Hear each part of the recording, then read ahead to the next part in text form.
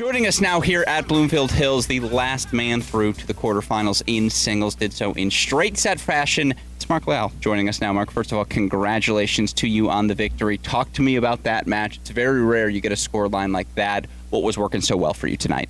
Well, yeah, I mean, I had to be really ready straight from the beginning because I knew August was playing well right now. I mean, obviously he's a very good player, but like especially right now, he's coming off a big run in Wimbledon, then the title in Granby. So he was feeling well, he was confident. So I knew that. I mean, I studied his game. I knew what I had to be ready for, and I think straight from the beginning, I put pressure on his serve, especially on his second serve, because I knew that was the weakest point, and then that worked. And then straight away from the baseline, I just held my ground, and then he couldn't get into the match in the beginning. He was kind of missing a little bit, but that gave me the edge and to keep going, and I put it off in the end. No, it was very impressive to see, and you mentioned the aggression with which you played. Felt like you were on top of every second serve, and it helped that you got to see a lot of them. But how do you maintain that aggression? Was there any point in your mind you thought about slowing up? Because it certainly didn't look like it out there. Well, obviously not, because I knew that once I slow up, he's gonna he loves to dictate the game. He loves to take control of the rally. So I knew that there's no chance for me to slow up. Basically, if I slow up, he's gonna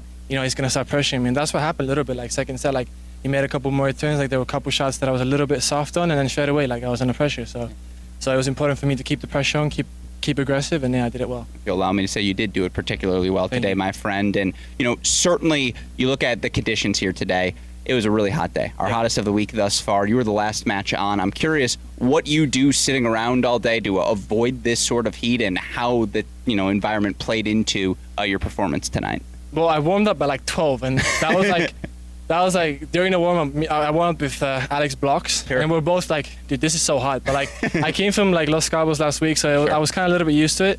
But yeah, I mean, I warmed up and I went straight back to the hotel, to the room. I stayed in my room in the AC, which was nice. And then I came here, came back when the set was over, and I tried to avoid staying outside as much as possible. And then just went on, and I think we got a little bit lucky because the clouds started coming in a little bit, so it kind of cooled down, but now it was very hot on the court. No, it was impressive to see. Again, ball was moving fast. Yeah. A lot of that was because of the big cuts you were taking. You did just play about a month straight of tour-level events, but of course you've played plenty of challengers around the globe. I'm curious, how does this Bloomfield Hills event stack up to some of the events you've played elsewhere? Well, it's a very good tournament. I played it the first edition, I think it was, 23. Yeah. And it's improved since then. I really like the place. The organization is really good. Food's unbelievable. Everyone's so nice. It's really well organized. I really like the tournament. I think it stacks up really well. In terms of challengers, it's one of the best ones. It's for sure in the US. Best ones in the US. It's for sure in my top 5 challengers that I like. So definitely a very good tournament. All the props to the organizers, and really lovely play. I think the people of Michigan will love to hear that. And you're coming from that tour level. For fans who aren't aware, because they hear ATP challengers and they don't know what that is in the context of the broader tour, how does the level here at Bloomfield Hills compare to Los Cabos, compared to what you were doing on the grass court? Pretty similar here this week, or what have you seen? Well, it's very similar. There's no easy matches anywhere. Doesn't matter if you play I might have won 1 and 2 today, which on paper looks easy, but it was not an easy match by any means. The level is not that different as people may think. If you look, a lot of people may have the impression that if you're not in the top 100, you're not that good, or if you're not playing the ATPs, it's not good level. But it's not the case. Even if you look at all the top 100 guys coming to play challengers, it's not that often you see them win the tournament. So it's you got to be ready every single match.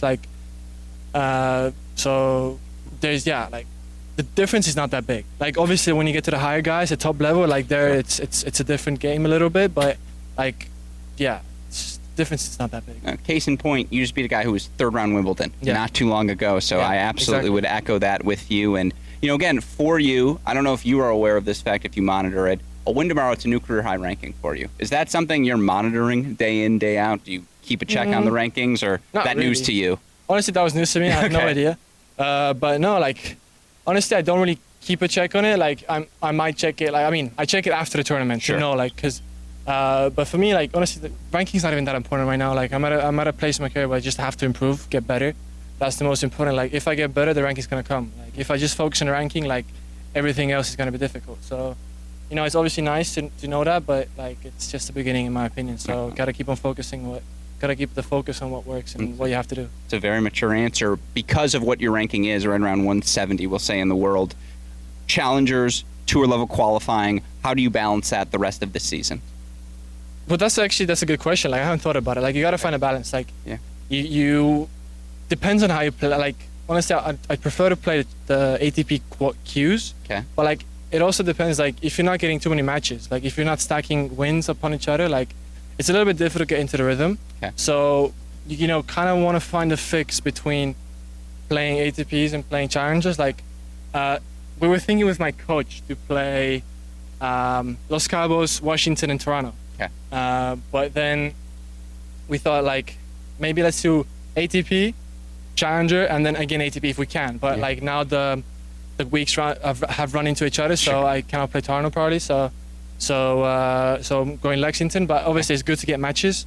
But yeah, you gotta find a mix. You gotta mix it up, I think. I think you've done a very good job of doing that. Again, if you'll allow me to say, well, my last two questions for you, just some fun ones here, courtesy of our intern who's standing in the background.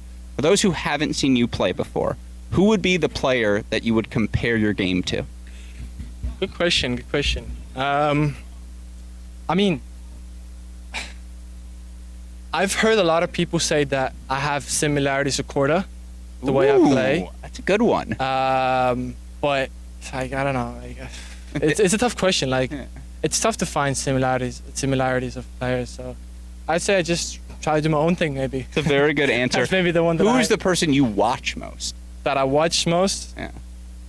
Probably Carlos and Sinner. Like, How can you not, how can you right? not? I mean, they're just so good. Like, you just want to learn from them. You want to see how what they do, what makes them so good. So I think, yeah, these two for sure. Very cool answer. Well, then my last question for you. I just want to do, this is for me as much as for fans out there who are curious about the equipment. They're going to get a new racket. They're stringing their racket. They don't know what to do.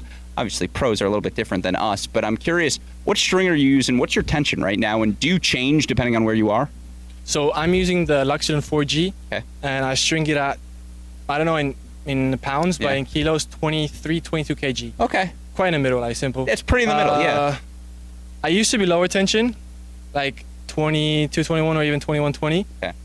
But I found that, like, I've started hitting the ball bigger, so I want to get a bit more control. But like, yeah, I change it depending on the weeks. Like, if it's like conditions where the ball flies a little bit, I might string it up like a kilo or two. And if it's like colder and stuff, I might go down a little bit. But I stay around the area. Yeah, no, you said it right in the center from where Exactly, we've yeah. heard. And yeah, I mean, again, whatever you're stringing at, it was working today. Mark Lajal, quarterfinalist. Congratulations. Appreciate you taking the time. Thank you very much.